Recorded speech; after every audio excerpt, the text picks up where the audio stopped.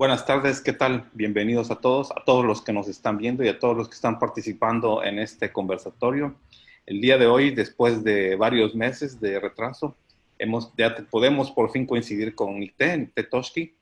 Y bueno, lo pensábamos hacer en marzo en forma presencial, pero se nos atravesó lo de la contingencia esta y estábamos esperando a ver si lo podíamos hacer nuevamente. Pero bueno, dijimos, lo hacemos después y lo hacemos también a distancia. Y primero pues quiero agradecerle mucho a Nicté que haya aceptado la invitación. Es un gusto, es un honor que nos admita aquí. Y de ahora en adelante vamos a empezar a esta charla. Como todos saben, esto forma parte de un taller de lectura, que estos conversatorios con escritores y escritoras veracruzanos que hemos tenido, forma parte de un taller de lectura que llevamos a cabo en Casa Principal. Y la persona que coordina este taller de lectura es Elvira Díaz, que está ahí. Y ella va a ser la que, digamos, de alguna manera va a seguir llevando a cabo esto y va a estar como moderadora. Bueno, las dejo con Elvira y con usted. Muchas gracias por conectarse y síganos en Facebook a todos. Espérame. Ok, bueno, pues muchísimas gracias, maestro César, por esta introducción. Gracias, Nicté, por esta disposición tuya, ¿no? Y aceptar esta invitación a, bueno, formar parte de estos conversatorios antes presenciales, ahora virtuales, y a formar también parte, ¿no? De este taller de lectura. Nos da muchísimo gusto tenerte. Si me permites leer tu currículo, pues una poeta y ensayista mexicana. Nicté estudió la licenciatura en la Universidad de las Américas de Puebla, en UTLAP. Es autora de Errata, editado por Sangre Ediciones en el 2017, y Melamina por IMAC en el 2015. Su obra forma parte también de antologías. En el 2015 ganó el premio Dolores Castro de Poesía y en el 2017 el primer lugar del Premio Nacional al Estudiante Universitario Carlos Fuentes de Ensayo. Bueno, los textos de Nicté aparecen en revistas nacionales impresas y digitales y es becaria de la Fundación para las Letras Mexicanas en el área de poesía. Pues bueno, te agradecemos enormemente esta oportunidad que tenemos de escucharte, de leer. Y bueno, adelante, Nicté. No quiero robar más micrófono. Te escuchamos, Nicté. No, pues yo estoy muy agradecida con ustedes por haberme invitado, sobre todo César, gracias por tanta paciencia y ánimo, de verdad no sabes cómo lo atesoro, lo agradezco mucho.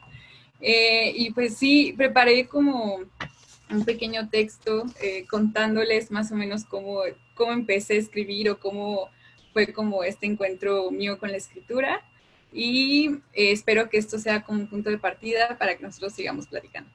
Entonces voy a empezar esa lectura.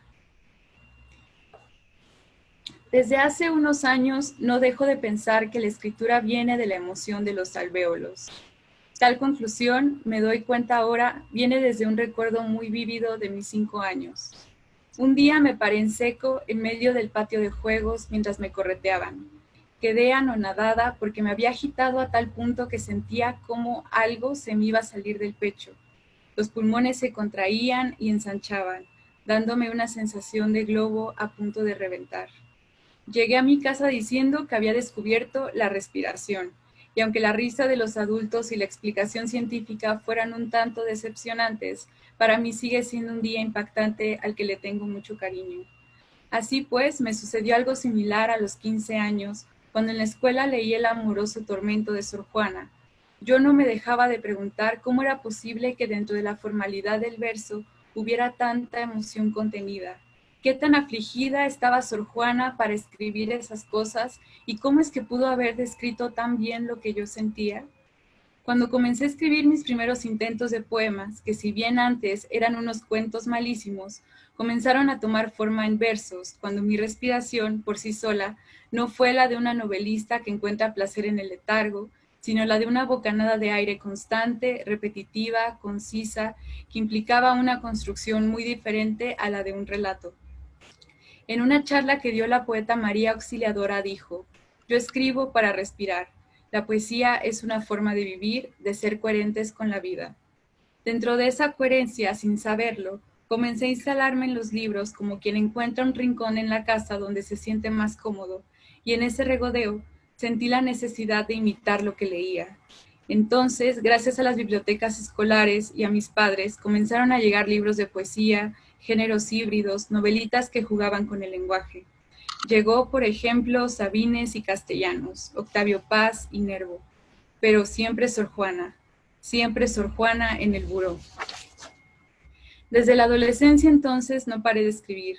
Lo hacía por pura intuición, por esa voracidad y catarsis que a veces da la escritura, pero siempre sin saber muy bien para dónde iban esos asuntos. Resultó que un maestro de artes plásticas me invitó a publicar uno de mis poemas en su revista. La sensación de ver que mi texto cobraba otra superficie, ver mi nombre en una hoja que no había impreso yo, me descolocó, y quise nunca volverlo a hacer, pero dentro de mí algo cobraba sentido. ¿Qué era esa cosa extrañísima de que la voz de una escuincla podía ser tomada casi en cuenta? ¿En serio uno escribe para una misma? ¿O en serio una siempre escribe para los demás? Dice Rosario Castellanos que cuando una mujer latinoamericana toma entre sus manos la literatura, lo hace con el mismo gesto y con la misma intención con la que toma un espejo, para contemplar su imagen. Luego, en su poema de entrevista de prensa, Rosario escribiría, abro cita, escribo porque yo, un día adolescente, me incliné ante un espejo y no había nadie. ¿Se da cuenta? El vacío. Y junto a mí los otros chorreaban importancia. Cierro cita. Específicamente, cuando escribí Errata, la poesía ya me estaba marcando un sendero vital. Lo escribí hace 3 años estudiando literatura. Tengo cierta obsesión por algunos temas, pero el que más me ha resonado desde siempre es el del cuerpo. El cuerpo, por supuesto, atravesado por ese flujo de pensamiento que a veces se trenza con el ensayístico. En este descubrir del cuerpo, en la lectura, como en un principio, ha estado acompañada siempre de escritoras que han sido una luz importante en mi vida. Christian Burkhardt, Carmen Ollé, María Baranda, Verónica Gerber, Lorena Huitrón, Dolores Dorantes, Marisela Guerrero, Fernanda Melchor, Anne Carson, entre muchas otras escritoras que admiro y leo todos los días con mucho cariño porque todas son mis maestras. Desde entonces, con mucho rigor en el oficio, lo que más gozo es ir descubriendo las muchas formas en las que puedo respirar por medio del poema, del comprobar que la página en blanco no es sino un intercambio con el aire, es decir, escribo por la simple maravilla de poder acercarme a responder la pregunta de Gregory Bateson. ¿Qué pauta conecta el cangrejo a la langosta, la orquídea a la prímula y todo ello a mí? Y ya, eso sería mi primera reflexión. Muy bien, excelente, gracias, Nicté. Oye, nos hiciste llegar algunas cosas de, por ejemplo, de Errata, y no sé si igual en un momento, ahorita nos podrías tú, si tienes a la mano alguna lectura, alguno de tus poemas, para que lo podamos oír así como, o sea, uno lo lee, pero me interesaría mucho oír cómo lo respiras tú, dirías, de alguna manera, cómo lo... Sí, pues justo lo tengo acá, si quieren puedo como leer unas cosas y ya para abrir la conversación. ¿Sí? Perfecto. Voy a leer la primera parte, que es justo la parte de la zapatería y el niño perverso. Nací con un cuerpo sin saber que yo era un cuerpo, un racimo de extremidades ilimitadas, como si creciera musgo y enredadera por dentro, sin saber que mi cuerpo era mío por dentro. Un hígado, pulmones defectuosos, a mitades inconclusa, mitades gordas con tímpanos nerviosos. También soy un conjunto desparramado en espera. Recuerdo hasta los 5 años, miré mis pies, eran diferentes, menos bonitos a comparación de otras niñas. Tampoco sabía que tenía dedos ni 4 labios, 2 uñas enterradas, otros dolores como grifos memoriales que hacen ruidos en la noche. Mi garganta se quebró 5 meses y me ahogaba. No estoy segura de cuánta agua pueda contener mi cuerpo, o mis tendones al filo de cualquier mueble de la casa, que sangran desde hace cuánto. Entiendo mi constante íntima que hierve desde hace cuántos, el pavimento, las huellas de alfileres, el metatarsiano se incrusta, un circuito en medio entrecortadas. Me imagino en huesos. Soy otro metatarsiano corto entre normales. un alfiletero punto de cruz con dedal escondida, defectuosa, lastimera, ridícula, tengo pena, me reconozco y no me amo. Un domingo cualquiera puede no ser un día cualquiera, lo tengo claro. Entré a una zapatería en sandalias. Quería unos tacones, el número 5 zapatos femeninos de color rojo que muestran un tacón de estilo Sabrina. La zapatilla.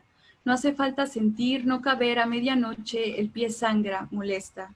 Un niño observa, asustado, observa, un niño perverso. Todos los niños son perversos. Un pie en sandalias. Observa. Las miradas son hirientes. Imagino el cuerpo de mi madre hilándome en su vientre, en aquellas posibilidades de anomalía y desecho. Acaricio las hendiduras. Mi piel es un retazo de otras mujeres.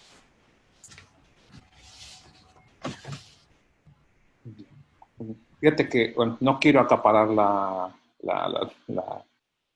charla, porque también está aquí Elvira y es toda la gente que nos está escuchando. Pero cuando yo lo leía, me recordó en algunos momentos eso que dice Pitámor, lo de yo soy mi casa. Y me parece como muy interesante esta reflexión acerca del cuerpo.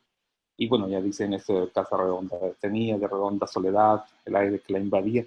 Y cómo se establece esta cuestión del cuerpo como una casa y cómo lo desarrollas tú también. Y cómo además lo relacionas mucho con lo que me decías ahorita antes de que nos conectáramos. La cuestión que me dices que tienes una enfermedad, ¿no? Y entonces, ¿cómo eso se relaciona con tu poesía? ¿Tú crees que... Me gustaría mucho que nos hablaras mucho eso de cómo fue incidiendo esto, cómo fuiste descubriéndolo, para que la gente que nos acompaña pueda compartir esto. Sí, pues de hecho el tema del cuerpo siempre ha sido como mi principal atención, digo, pues sobre todo porque lo habitamos diario, ¿no? O sea, esa es como digamos, la respuesta más sencilla, pero creo que el quiebre de entender mi cuerpo sucedió en la universidad, porque yo había estado, digamos, habitando como con esta anomalía que es la braquimetatarsia, ¿no? Que es como tener un dedo más chiquito que otro o que este dedo que no crece. Y pues yo andaba por la vida toda feliz hasta que llego a la universidad y me doy cuenta que esa universidad era como un poco estricta en cómo te veías, ¿no? Y había como estas ciertas ideas del canon de belleza, ¿no?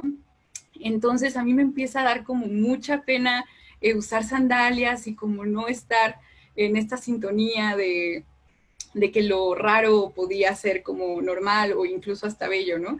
Y coincide que yo voy a una zapatería y un niño se da cuenta de mi braquimetatarsia y así, o sea, sin nada de pudor ni nada, los niños son maravillosos, le grita a su mamá y le dice, mira mamá, ve su pie, ¿qué tiene en el pie? Y yo me quería hacer como cucaracha, ¿no? Porque dije, Dios mío, soy un alien. Entonces, pues claro, ¿no? Yo desde ahí de verdad pasé mucho tiempo pues como con esta idea de que necesitaba esconder ese efecto porque entonces iba a ser como una aberración en la sociedad y así, ¿no? O sea, llegó como a estos niveles impresionantes y también, bueno, eso fue como la primera, ¿no? Y la segunda fue que siguiendo y reflexionando a partir de por qué a veces me sentía tan mal con ese efecto, llegué a una clase de metodología, me parece, y yo ya tenía como más o menos algo escrito de Rata y como estas ideas del cuerpo como casa, ¿no? Y de qué violencias atravesaban al cuerpo.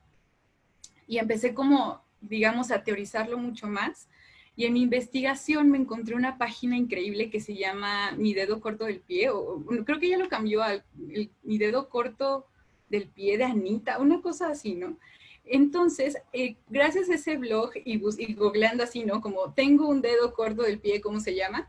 Encontré que esa anomalía se llama braquimetatarsia y era impresionante porque era un blog con unas 100 entradas, 80 entradas, en donde una chica con braquimetatarsia contaba todo el proceso que hizo para operarse el dedo y que fuera un dedo normal, ¿no? Y lo que más me impactó además fue que cada entrada, no les miento, tenían como unos 600 comentarios de personas que también tenían braquimetatarsia y había unas historias brutales, ¿no? Desde personas que no se habían metido en alberca como por 10 años, una embarazada que dando a luz se aferraba a sus calcetas porque tenía braquimetatarsia y le daba mucha vergüenza que los doctores vieran que tenía un dedo raro, ¿no? O sea, y esas cosas me hicieron pensar mucho y dije, pues eso está mal, ¿no? ¿Cómo puede ser posible que, digamos, la braquimetatarsia sea considerada como esta cosa terrible, cuando de hecho hay muchas personas que lo tienen? ¿Qué no sería esa la norma, tener braquimetatarsia, no? Entonces como que yo empecé a hacerme estas ideas y me quedó más claro sobre qué quería escribir y así nació Rata, ¿no? Como que ahí se atravesó, digamos, ese pensamiento ensayístico que me interesa mucho en la poesía. De hecho, Rata termina con una como carta, ¿no? Sí, que justo son como todas estas experiencias de personas con braquimetatarsia, porque lo que me interesaba era justo esto, ¿no? Que la voz del poemario sí se centrara en un yo, pero que también recuperara como esta voz colectiva de todos los que tenemos braquimetatarsia. ¿Y Sí. el dibujo, eso lo hiciste tú o cuál es el que está al final? Sí, sí, yo lo hice, sí. De hecho, también el de la portadita, yo lo hice. Ah, Sí, mira. porque creo que también lo pictórico me sirvió como para también abrazar la idea de que era normal, ¿no? O sea, como volver a esta idea de los 5 años, que yo veía mi dedo y pues era un dedo, ¿no? O sea, no era ni feo ni hermoso, solamente era un dedo y formaba parte de un conjunto que me permitía caminar. Entonces, Pero es que sí, al final sí. de cuentas todos tenemos nuestra braquimetatarsia personal. Sí, exacto, sí, Es sí, sí. porque todos tenemos un error que nos acompleja. Bueno, un error, tenemos algo que nos acompleja y que nos hace no querernos presentar ante el mundo. Digo, solamente yo creo que Brad Pitt no la ha de tener, pero de en adelante todos tenemos como esta cuestión. Y es muy interesante como lo planteas tú, y por eso es que, bueno, a mí me gustó mucho, me llega mucho, me parece muy interesante por cuestiones personales, pero yo creo que mucha gente toma esa reflexión a partir de lo mismo, ¿no? Esta, esta reflexión acerca de lo que es normal, lo que no se, lo que, lo que los demás ven como diferente, etc, etc. Sí, me interesaba que justo la braqui fuera un pretexto para hablar justo como de esta cosa inalcanzable que nos piden todos los días, ¿no? No solamente las revistas, sino también como estas cosas internalizadas que tenemos, ¿no? Como el gordodio, la gordofobia y todas estas cosas. Bueno, no sé si quieres hablar, Elvira, perdón, ya me agarré yo, perdón, Elvira, adelante. No, sí, ciertamente concuerdo mucho con este estilo híbrido entre, y ya me lo esclareces, ¿no? En esta cuestión de poesía y ensayo. Y creo que no es azaroso, puesto que el género de ensayo permite este ejercicio, ¿no? Autorreflexivo, vaya, ponerse frente al espejo y me vuelve a dar escozor en la piel. No sé si por acá nos está escuchando la maestra Lupita, porque siempre hay un tema relativo al espejo en este taller que se llama A través del espejo, ¿no? Así que te agradezco enormemente esta hermosa sincronicidad que tenemos el día de hoy. Y otra cuestión, en el detalle del cuerpo, me recordó también un libro, no sé si vaya, ahí va la recomendación, incluso lo tuve que leer en metodología de la investigación, gracias maestro doctor Efren Ortiz, es de Estigma, la identidad deteriorada del escritor Erving Goffman. Goffman, sí. Hay un tanto, ¿no? De esta cuestión que se dice, ¿no? En el detalle de esa imperfección física, como, bueno, nos vamos, incluso o determinando o confrontando, ¿no? A mí me parece también muy curioso esta cuestión fragmentaria que hay en tus versos. No sé, ahí también no sé si nos puedas decir un poco sobre esto. Y luego me resulta también muy encantador Sor Juana, porque a Sor Juana incluso la podemos ver en este poema que acabas de leer. Entonces, no sé por ahí si nos puedas comentar algo. Pues digo, Sor Juana es maestra de todos. Acá en el taller hemos leído El arco y la lira de Octavio Paz, y Octavio Paz fue un discípulo, ¿no? de Sor Juana, al ser un grandioso lector de Sor Juana, de una persona tan culta como el premio Nobel, ¿no? De literatura en México. Este, pero a lo que voy, y ellos se enlazan mucho leyendo El arco y la lira con esta cuestión del oxímoron, la figura retórica, ¿no? Que toma como base la contradicción, ¿no? Unir dos elementos contrarios. Y ya recapitulando todo esto, porque pareciera una disertación muy vaga, eso es lo que creo yo es el primer ejercicio que se hace cuando nos reconocemos frente al espejo. Esa es otra línea que no sé si me gustaría que ahondaras, aparte de la del estilo híbrido entre poesía, ensayo e involucrar, ¿no? También ese estilo, pues no es barroco, porque Sor Juana, pues digo, decir que sí, o sea, temporalmente hablando podremos denominarla tal cual, ¿no? Pero lo que hace que la sigamos leyendo es justamente eso, que nos confronta. Entonces, pues ya, dejo de hablar para que nos compartas un poquito esto. Muchas gracias, Víctor. No, ustedes. Pensando en lo del ensayo, ay, yo creo que mi trauma es no ser ensayista. O sea, yo de verdad amo a los ensayistas, se me hacen absolutamente maravillosos, increíbles, los admiro mucho, leo mucho ensayo, pero sí creo que la poesía se construye de una manera totalmente diferente a la del ensayo. Pero justo ahora recuerdo unas pláticas que mantuve hace un año con este gran y querido amigo poeta Cruz Flores, que justo por qué la poesía no podía ensayar, ¿no? O sea, ¿por qué no podíamos pedirle prestado como este flujo de pensamiento a los ensayistas y colarlo o trenzarlo o hacer algo con eso, ¿no? A mí me gustan mucho, sobre todo los libros que, si bien no son poemas, ensayos o algo así parecido, sí se cuela el pensamiento y como que se planta el pensamiento, ¿no? En ese sentido me interesan los libros que te dejan con más preguntas, o sea, que no te resuelvan nada, ¿no? Entonces, creo que era lo que intentaba hacer con Errata.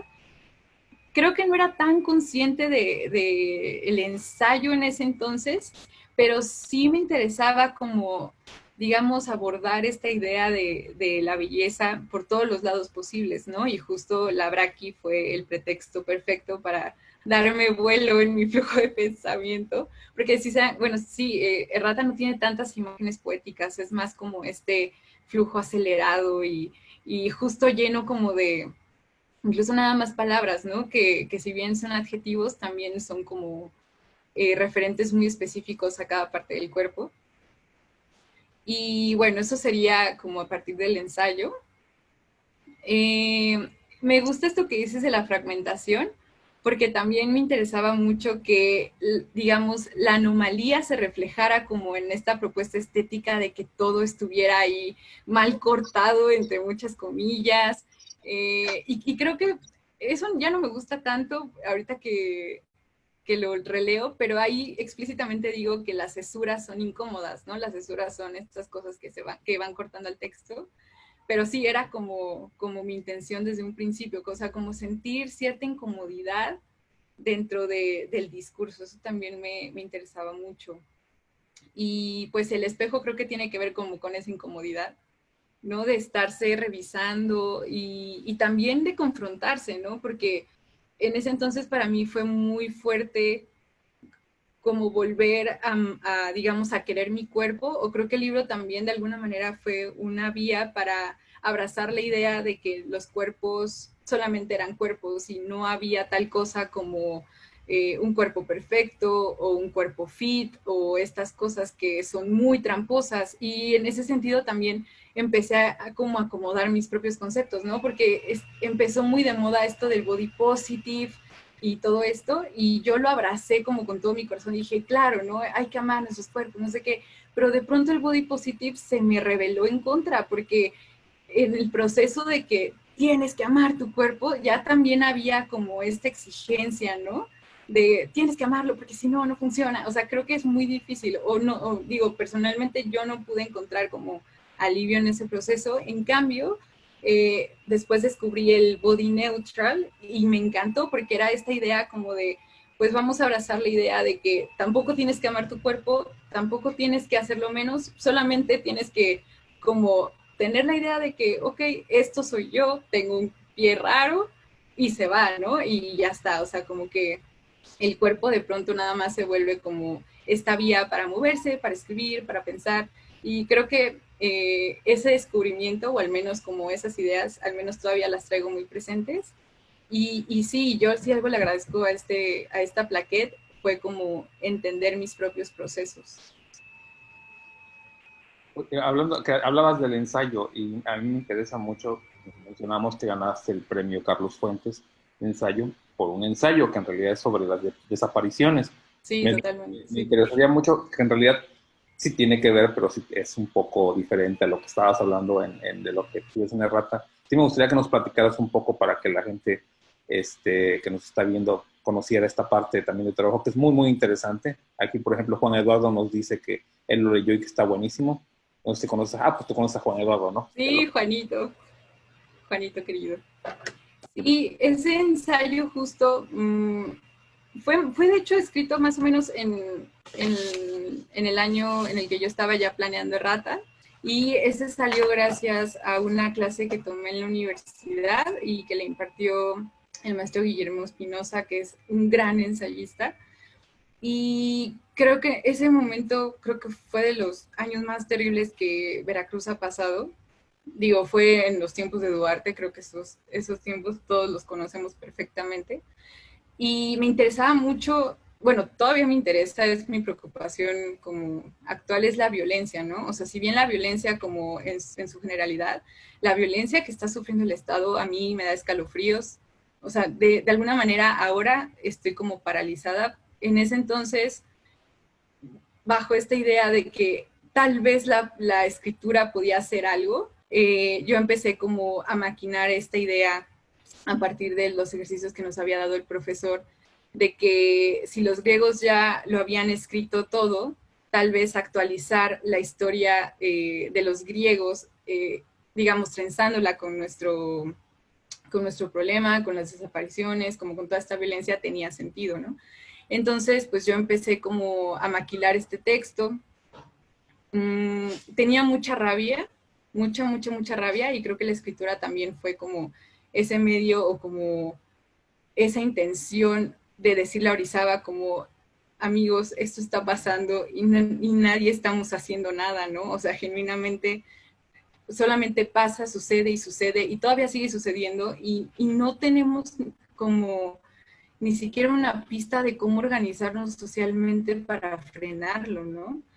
Y la verdad es que ahora como que lo vuelvo a leer y sigo pensando, y durante todo este tiempo como que siento mucha decepción, digamos, en el sentido de que tal vez el arte no pueda hacer nada, ¿no? Contra estas cosas, pero si algo puede hacer mínimamente es como cambiar los sentimientos o de alguna manera como sensibilizar a las personas.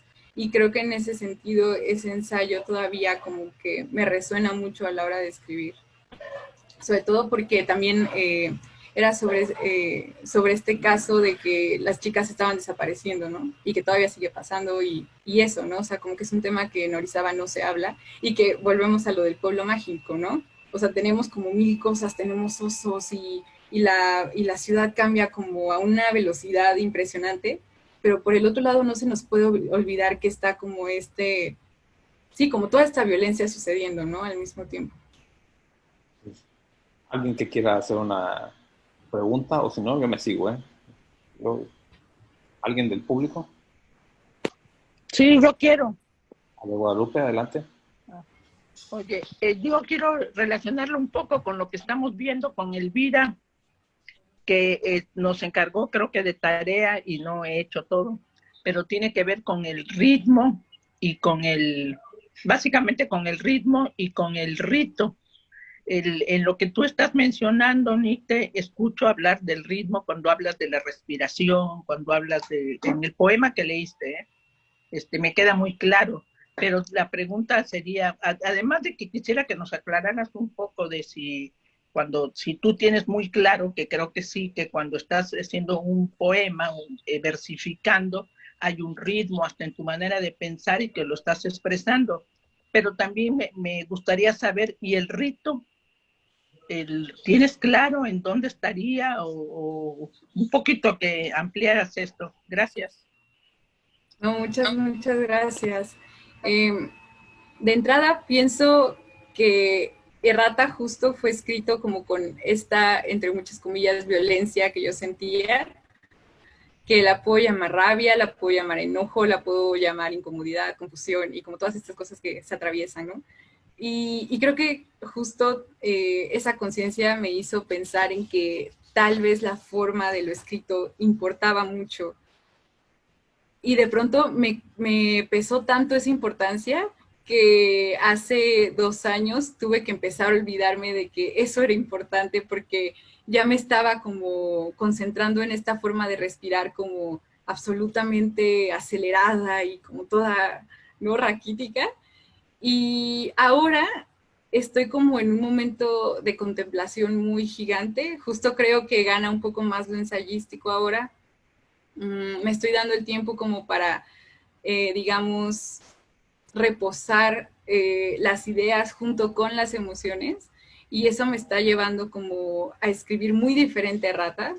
Eso no sé si sea bueno o malo. A veces extraño un poco como esta potencia así como toda loca que traía, pero también como que creo que tiene que ver con esta forma ritual, ¿no? O sea, como de pararse justo como frente al espejo y decir para dónde va el pensamiento, ¿no? Y justo lo que yo lamentaba mucho eh, en esa época que fue, no puedo pensar como más allá o no puedo tener como respuestas claras, y esto creo que ahora mi ritual es ese, ¿no? El de reposar, pensar y eso, ¿no? Como dejar fluir la poesía o el ritmo o esta música interna que de pronto llega como de golpe, pero más como calmada y sí, eso básicamente. Creo que los rituales son súper importantes para escribir. Creo que también hay que cotejar, o sea, como cortejar mucho la escritura, ¿no? O sea, si no tienes como este ritual, que también lo podemos llamar como disciplina o rigor en el oficio, pues creo que es muy difícil como también contener como todo eso que de pronto le sucede a uno.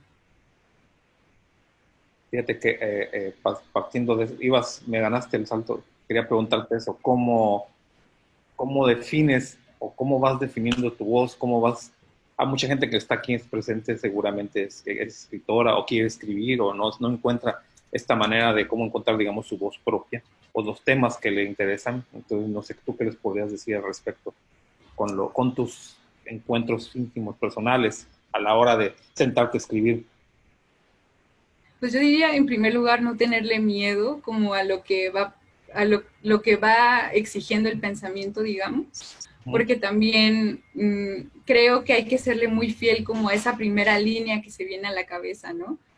En primer lugar eso, como de verdad tenerle mucha confianza como al pensamiento y a la emoción y al ritmo, o sea, que es algo como muy natural.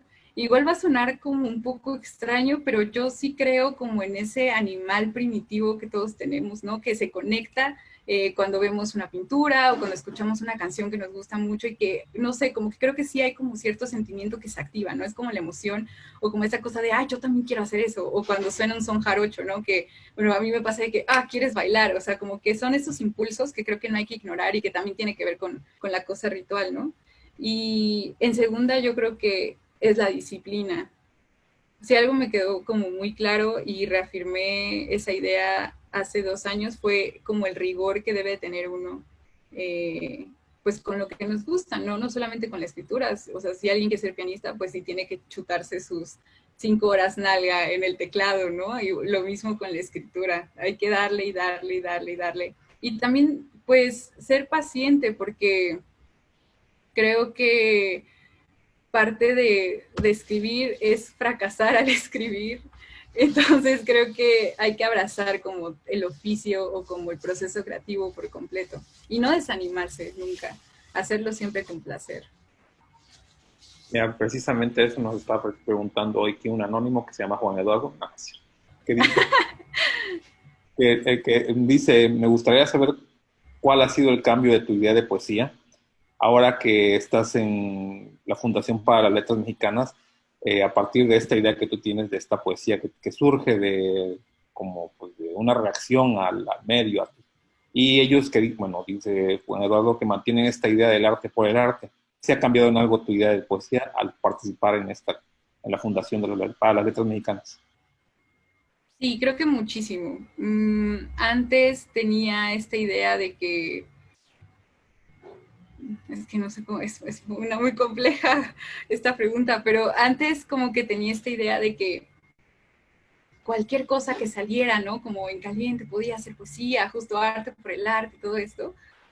Pero ahora que justo he tenido como este tiempo de sentarme y pelearme conmigo misma y de alguna manera como leer el doble de lo que leía y leer poetas maravillosas como Ida Vitale, por ejemplo, me he preguntado mucho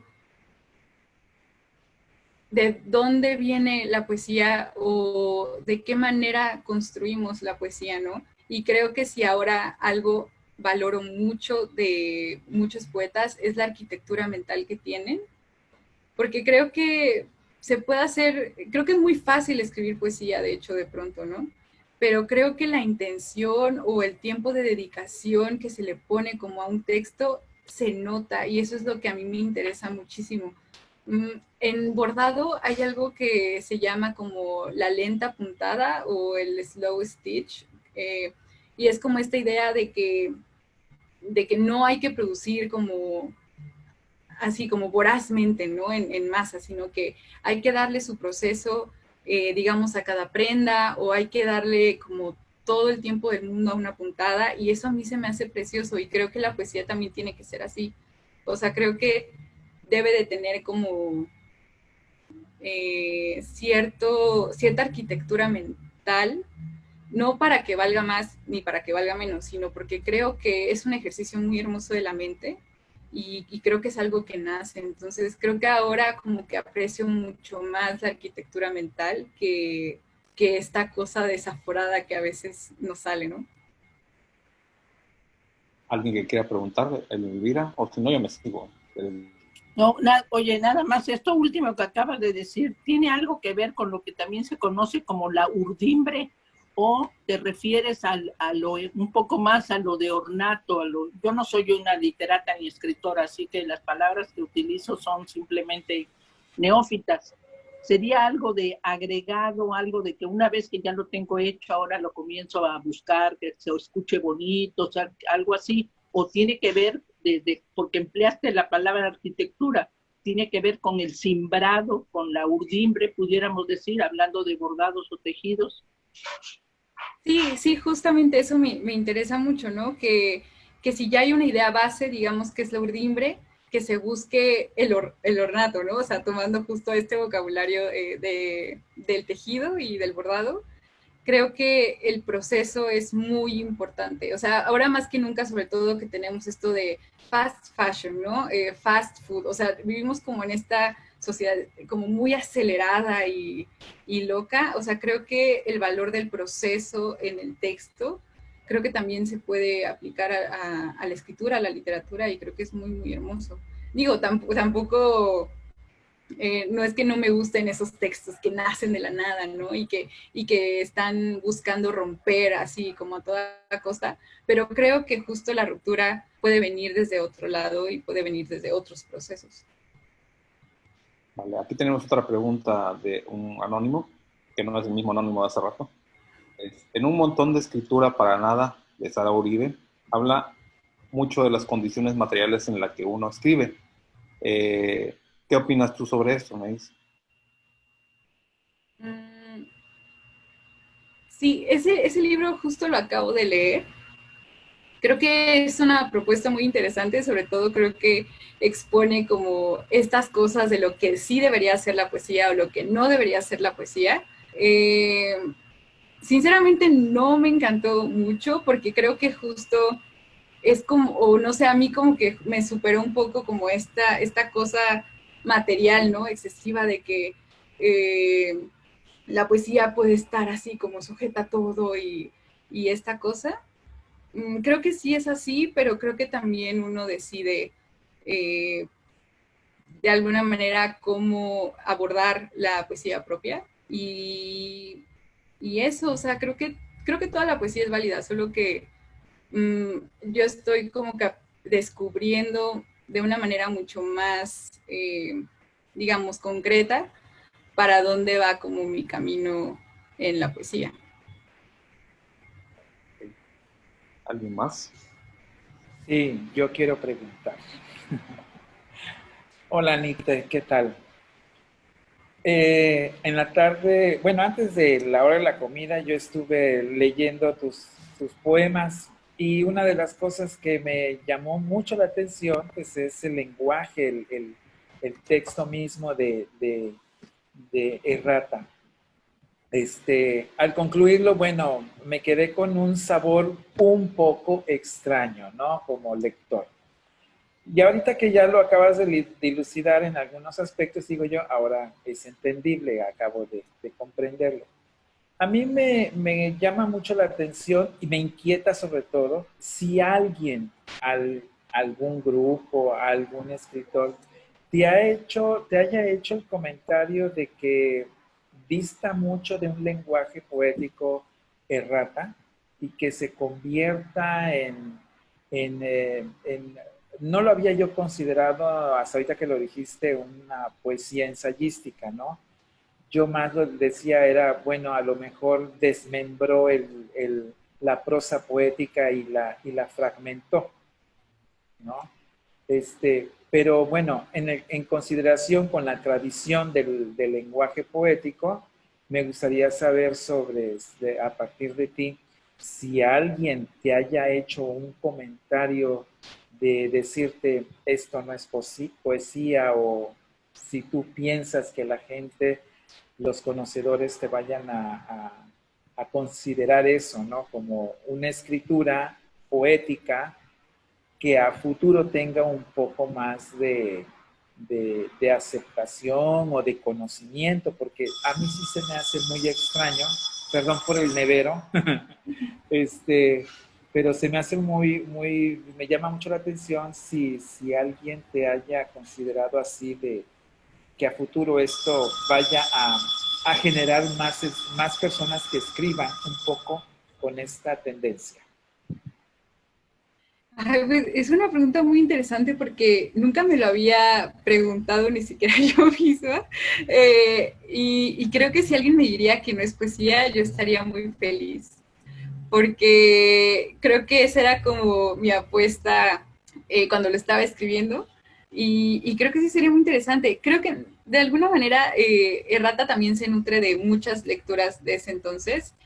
La primera que se me ocurre es Dolores Dorantes. Ella es así mi poeta amada favorita en el mundo. Ella tiene como este estilo también como un poco cortado, pero también tiene un manejo de lenguaje impresionante, o sea, todo el lenguaje es como si viéramos el reverso del lenguaje, ¿no? Y si habláramos como de una necroescritura, Dolores Dorantes súper entra en esa etiqueta, digamos, ¿no?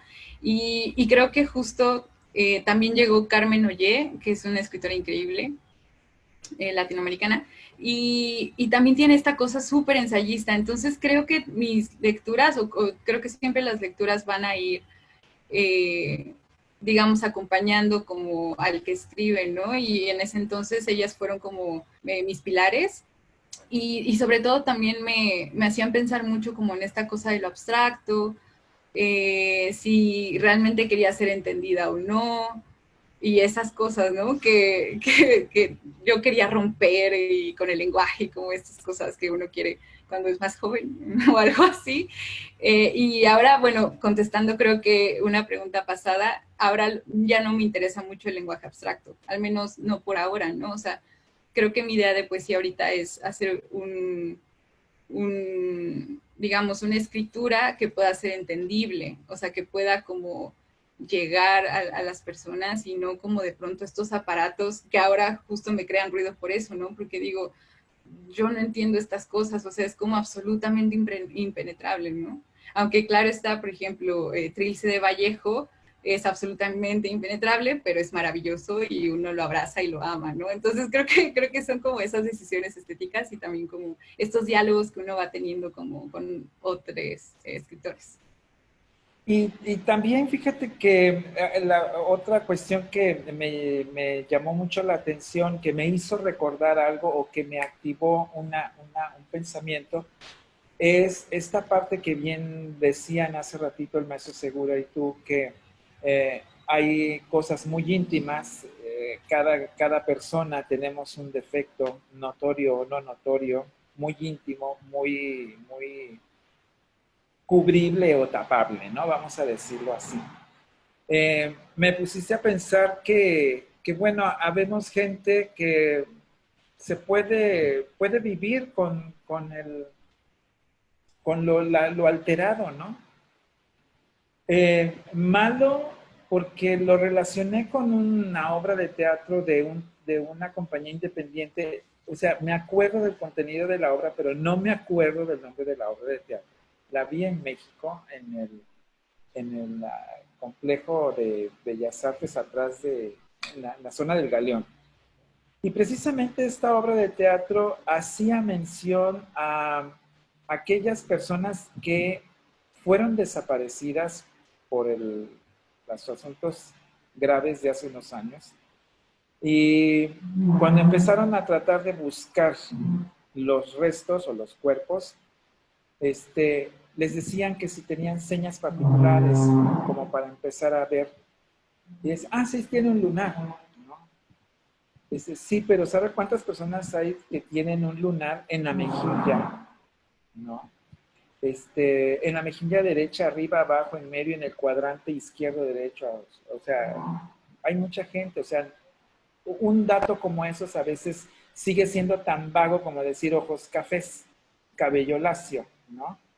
Entonces, empezaron a tener que aleccionar a mucha gente en que recordara, o sea, una seña particular, algo que verdaderamente fuera muy particular de los desaparecidos. Y estos actores se conjuntaron siguiendo esta línea en destacar precisamente estas situaciones físicas, ¿no? Bueno, pues uno de los actores tenía el dedo índice y el medio de uno de sus dos pies unidos de nacimiento, ¿no? Entonces está el pulgar, tenía estos dos puntos y luego los otros dos, ¿no?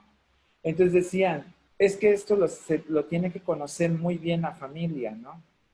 Y uno, bueno, a mí me detonó todo esto que estoy contando, me detona en que verdaderamente si nosotros, antes de que nos sintamos mal por lo que vemos de nosotros mismos, qué tan importante sería valorarlo, ¿no? Por cualquier cosa.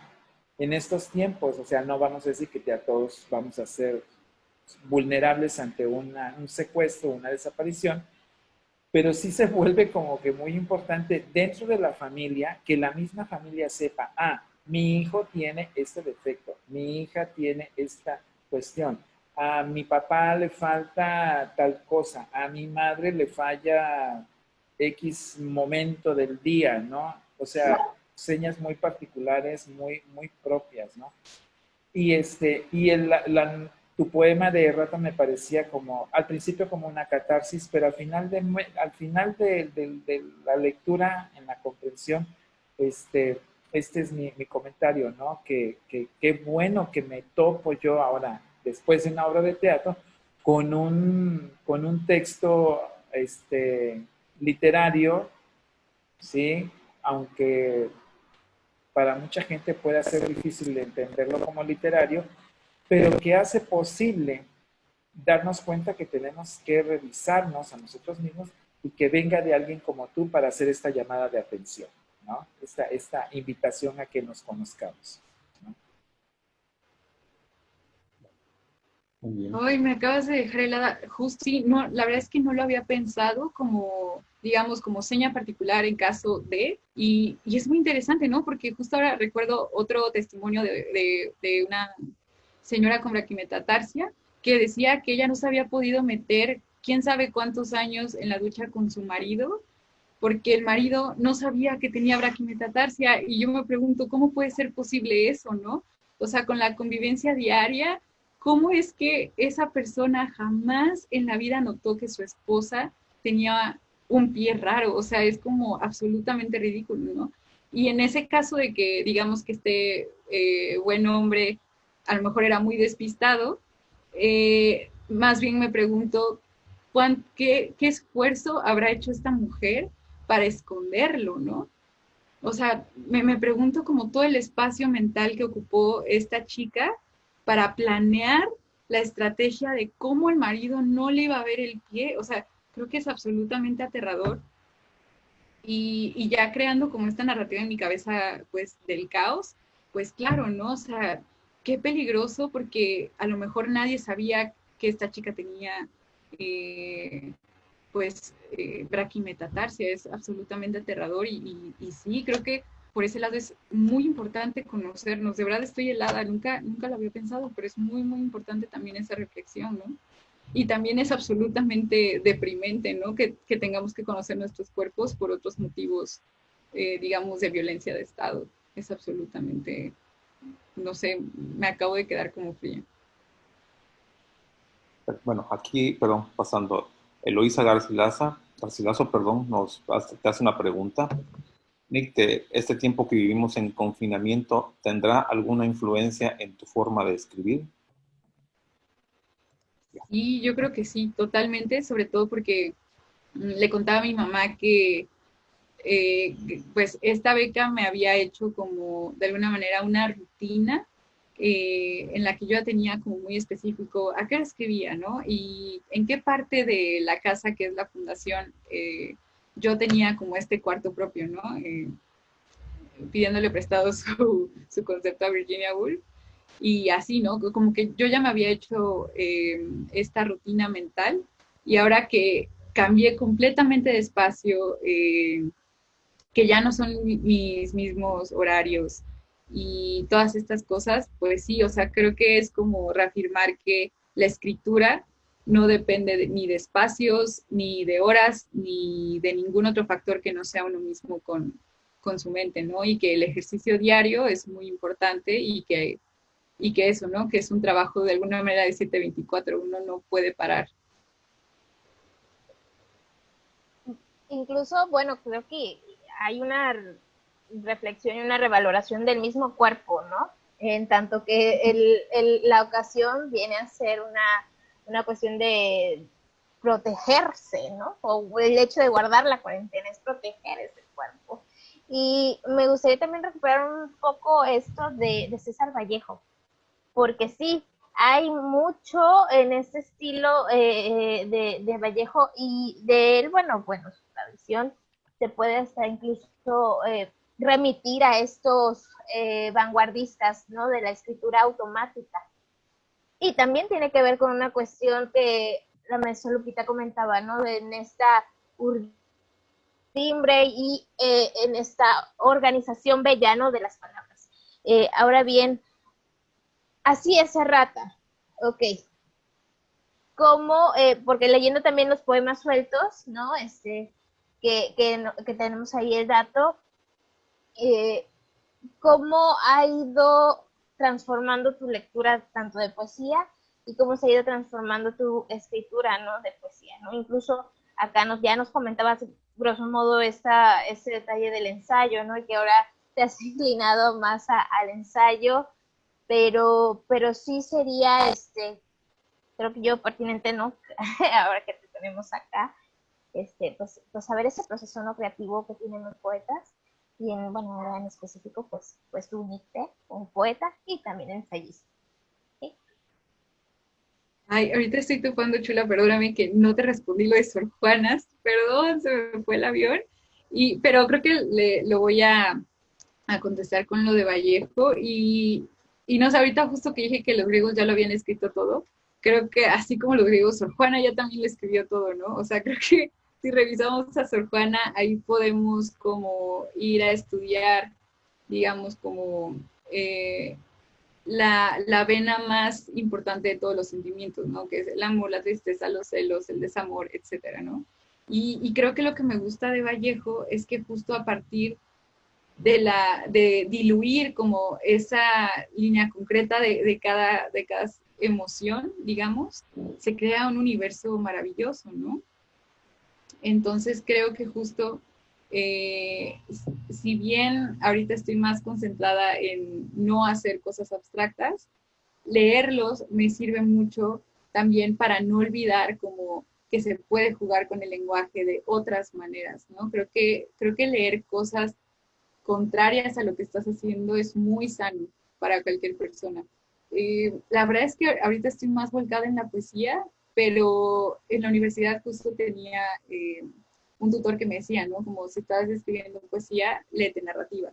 Entonces, creo que también es sano como encontrar esos autores que pueden contrariarte en el proceso creativo, y eso a mí me sirve mucho porque lo que he estado haciendo también es no sentirme cómoda en un solo, digamos, en un solo tema o en un solo discurso o una estructura, ¿no? A la hora de escribir. Digo, aunque los temas siempre son los mismos, ¿no? Amor, vida, muerte, y de ahí nos salimos y todos tenemos nuestras propias obsesiones, pero creo que la mirada es muy importante para entrarle a cada tema, ¿no?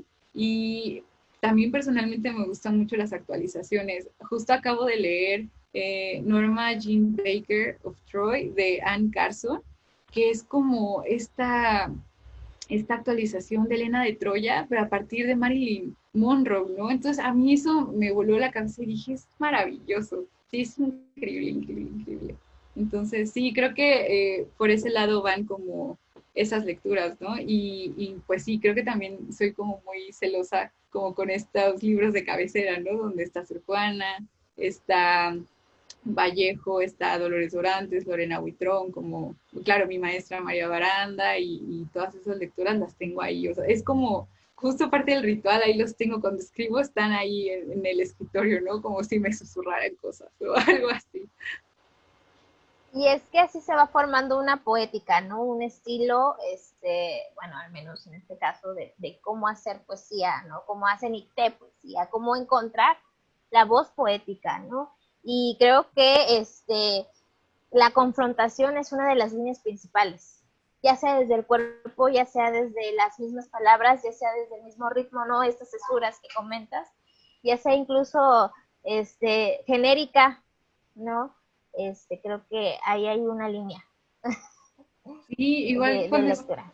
cuando estaba en la universidad me acuerdo que uno de los ejercicios que yo usaba mucho era como copiar a mano los poemas que a mí me gustaban, ¿no? Y creo que era una gran manera porque tú te ibas dando cuenta de lo que había hecho como el escritor o la escritora, y a partir justo como de la imitación, creo que tú vas diciendo que no te gusta, que no te gusta, y vas como armando esta arquitectura mental de la que hablábamos hace rato. César, bueno, maestro César, no sé y Nicté, no sé si quieran. No es que a dar vueltas en la cabeza Sí. el primero sueño de Sor Juana, que a mí siempre Ay, sí, me de cabeza. piramidal, funesta de la tierra, ¿no? Sí, Sí, aquí somos fans de Sor Juana. Es como una catedral, es impresionante estos como rebuscamientos en la construcción, que en realidad al final uno no termina sin entender y da hasta dolor de cabeza. Yo la verdad es que me Sí. gusta. Dime. Marta Lilia Tenorio tiene este libro creo que es en Penguin, justo es como una antología de Sor Juana, pero yo de verdad la recomiendo mucho porque nos fue a dar un curso ahí en lo de la beca. Y qué maravillosa, o sea, es una mujer así increíble y maravillosa y entiende y siente a Sor Juana como con una pasión increíble, y les prometo que esa misma pasión está en su antología y te va explicando perfecto todo primero sueño. Entonces yo recomiendo esa antología, o sea, para los fans de Sor Juana que estamos aquí, es una gran antología. Pero pásanos viendo el dato para Sí, leerlo, sí, se los paso, sí. porque es muy interesante. Y sí, estos textos, ahora esta literatura que se construye sobre el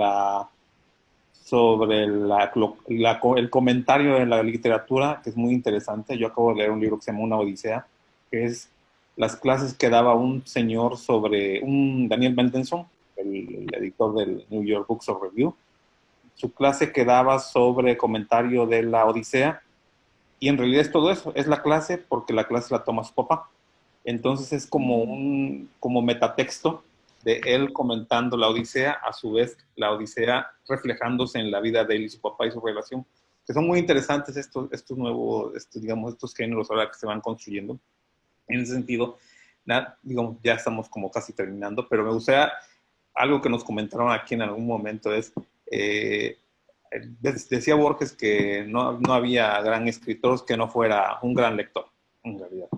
Y en ese sentido también tú nos has dado como pequeños pautas ahí de lo que has leído, pero sí nos gustaría que nos dijeras quiénes son tus grandes influencias si tú quisieras ser alguien, ¿quién quisiera ser aparte de Nicté?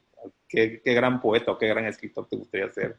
Etc. Ahí, ¿cuáles son tus influencias? Que además las influencias no solamente son de lectura, pueden ser de cine, de música, inclusive de televisión, no sé.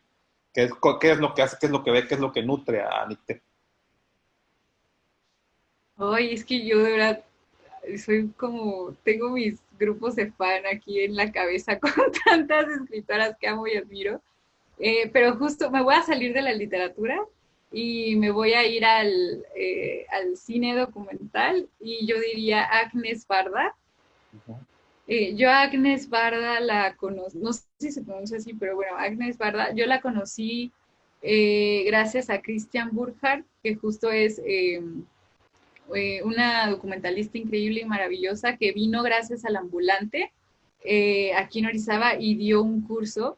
Y cuando vi todo lo que hacía Agnes Barda y como este documental precioso de la espigadora y los espigadores, a mí me voló la cabeza. O sea, creo que el mundo perdió la poesía cuando murió Agnes Barda hace poquito, porque Agnes Barda tiene una mente como de niña. O sea, creo que sí, yo amo a los niños porque los niños hacen como las preguntas fundamentales, ¿no? Ellos como que no se fijan en otra cosa más que en lo que verdaderamente importa, que es la vida y de dónde viene todo y todas esas cosas. Entonces creo que Agnes tiene mucho de eso y se saca unas puntadas así como increíbles. Es una mente muy, muy preciosa. Y bueno, ya investigando después, pues ella tiene como maestro a Gastón Bachelard, ¿no? Que es este cuate que escribe sobre la poética del espacio y que todo es poesía y así, ¿no? Entonces yo creo que a Agnes Barda también le debo mucho como todo lo que me ha enseñado de cómo mirar los objetos, ¿no? Y ella lo que dice es que, o sea, cualquier cosa es insignificante hasta que tú le das zoom a cierta cosita, ya es importante. Entonces creo que justo es lo que he estado haciendo desde que entré a la beca, como de mirar lo chiquito y que lo chiquito sea un pretexto para llevarlo como algo más universal. Y en ese sentido como actualizar, ¿no? Que era lo que también me importaba mucho. Yo diría que Agnes Barda justo es así como mi diosita de la inspiración. Y ya en la literatura, no, pues es que de verdad van a decir que estoy obsesionada con la Dolores Dorantes, pero es que yo la admiro mucho. Creo que también a mí me encanta todo lo que hace Anne Carson, me gusta muchísimo. O sea, es así como tiene como una cosa muy íntima que me gusta y que también me hace pensar mucho en la poesía confesional, si me gusta o no la poesía confesional, si quiero seguir ahí o como estas cosas, ¿no? Pero sí. Muy bien. No sé si alguien más tiene alguna pregunta. Que hable ahora o que calle para siempre. A mí me gustaría que nos leyeras algo tuyo, alguna cosa más. Sí, claro.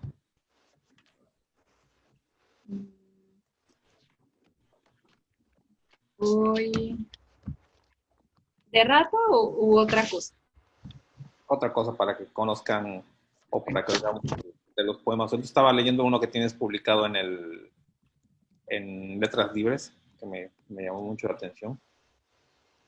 Ya estoy buscando. Sí, quiero leer El muchacho de las guayas, porque justo ese es un ejemplo de que, de hecho, ese poema nació de que un día yo iba en el camión y me encontré un señor que se sentó junto de mí y traía en una bolsita como estas frutas súper extrañas. Yo la verdad soy muy curiosa y platicadora hasta por los codos. Entonces pues ya me puse a preguntarle que, señor, ¿qué es eso? Y el señor también se ve que era muy platicador. Entonces echamos una platicada de las frutas de Veracruz y del sur del país impresionante.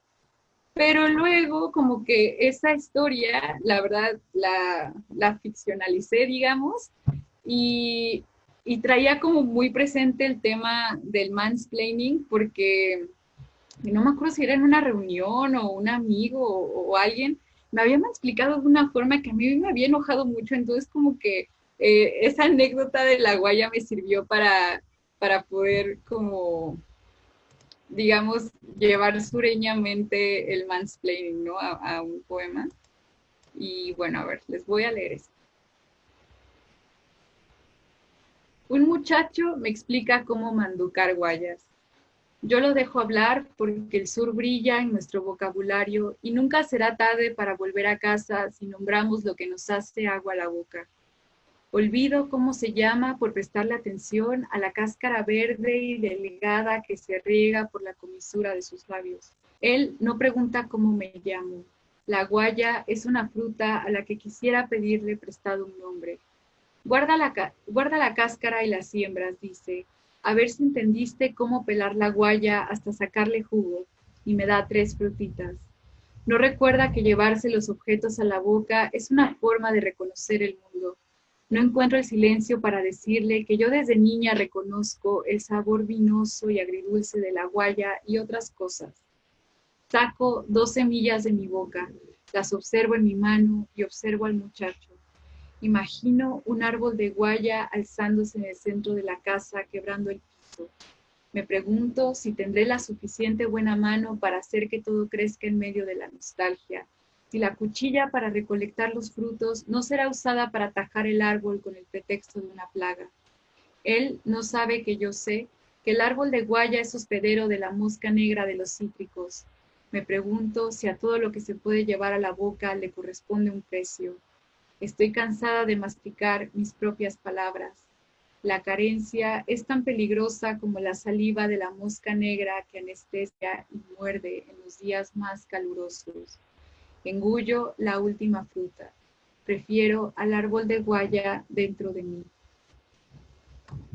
Muy bien. Excelente. Y fíjate que sirve excelente para como concluir aquí porque nosotros estuvimos leyendo a Rebecca Solnit en algún momento cuando, Sí. por lo del mansplaining, en el momento que tomamos la lectura feminista, de hecho fue en marzo, como parte de la... Y bueno, que tu poema lo ilustra de alguna manera y Sí. nos cae como redondo aquí a los... Sí, justo estaba leyendo a Solnit también, entonces como que toda hizo alquimia y sí, es que Solnit plantea algo increíble, ¿no? Y que es así como absolutamente absurdo que siga sucediendo, pero sí, bueno.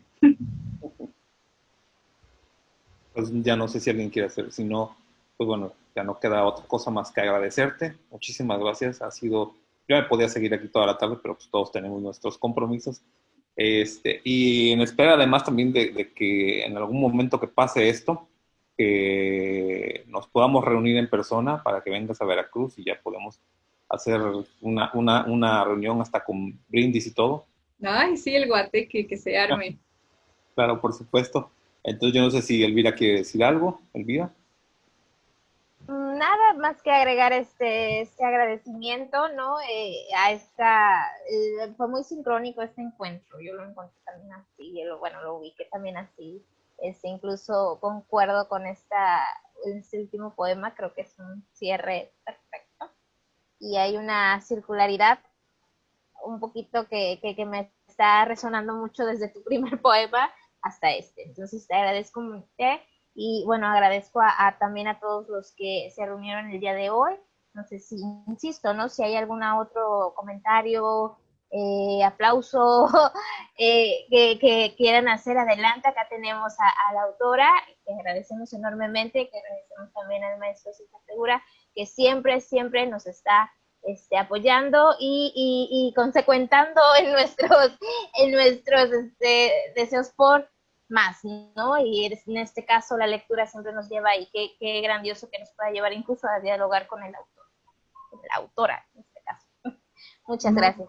Muchas gracias, me la pasé muy bien, me sentí así como muy arropada, muchas gracias por la invitación y sí, yo de verdad me quedé con muchas ganas de ir al puerto, espero que pronto se nos haga. Esperemos. Aquí para finalizar dice Montaner, querida Nicte, precioso volverte a escuchar. Saludos de todos los Montaner. Ay, besos, los amo. bueno, Más extensivo. arropada, ¿no? No se puede sentir. Sí, de verdad, muchas gracias por escuchar y por quedarse. Significa mucho para mí. Vale, pues, pues nuevamente muchas gracias, Nicte. Ha sido de verdad un placer escucharte,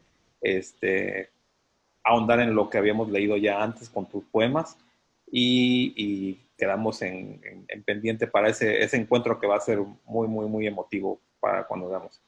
Sí. También a todos los que se conectaron, sobre todo a Juan Eduardo Flores Mateos Flores, que siempre nos está apoyando. Gracias a quien además llega a contactarte a ti, Nicte. Sí, Juanito, gracias. Es que a pesar de ser una mala persona, puede ser. Agradecemos un agradecimiento a Juan y te dicen felicidades, Nicte, por tu obra, y dice que sí, Agnes Barda es maravillosa. Dice, bueno, nada más dice Redmi Note, que es el celular, entonces no sé quién será, la verdad, no tiene nombre. Pero bueno, entonces con eso terminamos. Muchas gracias, Nicte. Estamos en contacto. Gracias a ustedes. Y a todos los que nos ven, por favor, esto se va a transmitir la próxima semana para que lo recomienden, nos retuiteen y todo lo demás. Y también que nos sigan en las redes de Casa Principal, donde estamos haciendo todos los días una actividad entre talleres, conversatorios y demás. Que tengan ustedes una buena noche y estamos en contacto. Gracias, hasta luego. Gracias. Gracias. Hasta luego.